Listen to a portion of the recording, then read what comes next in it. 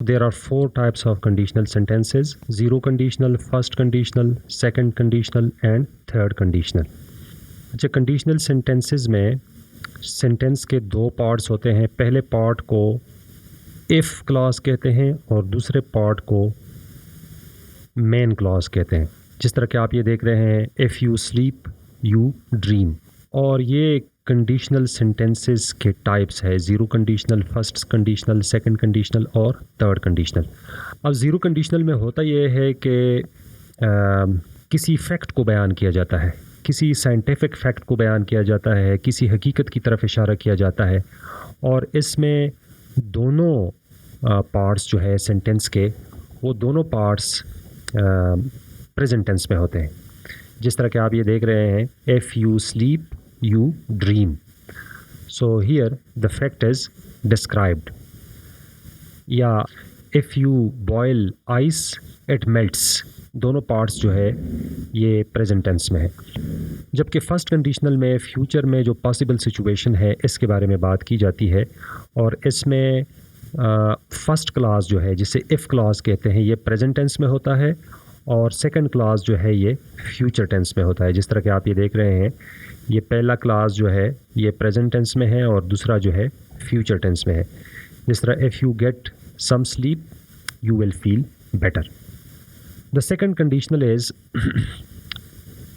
It refers to hypothetical situation in the future. It refers to unlike situation in the future.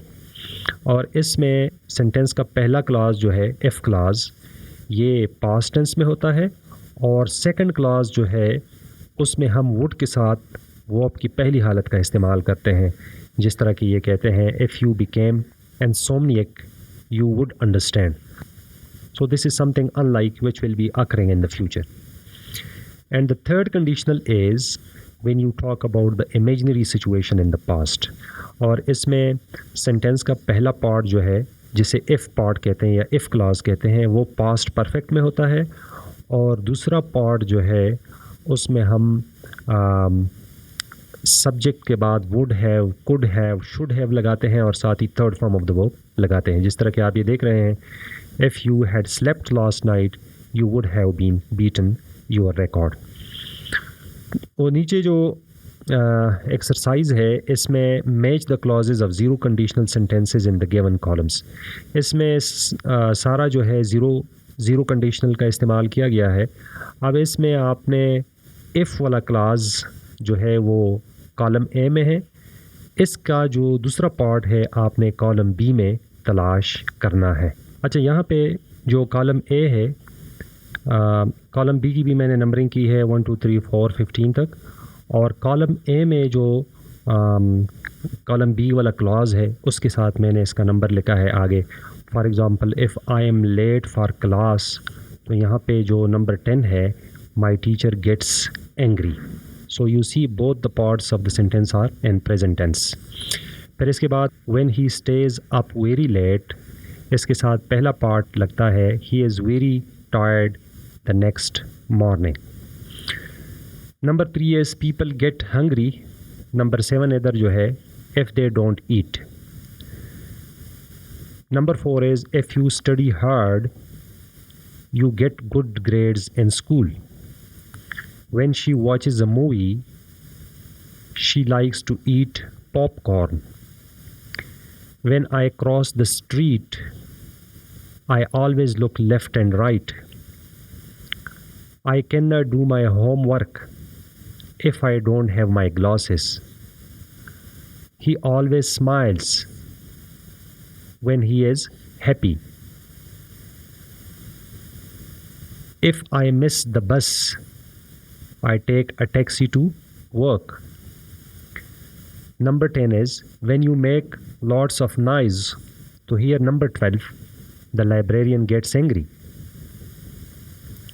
Tea tastes sweet if you add some sugar.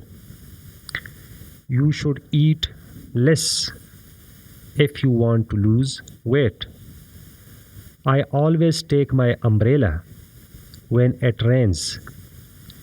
When I am sad, I watch a funny movie. When he cleans the house, he listens to music. So this was something about the conditional clauses. इंशाल्लाह हम detail में इसके ऊपर बात करेंगे, लेकिन ये चूँकि अभी एक्सरसाइज का एक क्वेश्चन था तो मैंने कहा थोड़ा बहुत आपको इसकी समझ आ जाए. So this is the end of the exercise. I hope all the questions are clear to you, and if you haven't understood anything, please let me know your questions in the comment section below. I'll respond to your questions, and if you have liked the video, please hit the like button and share it with your friends, and don't forget to subscribe my YouTube channels. I shall be very thankful to you. Bye until next video.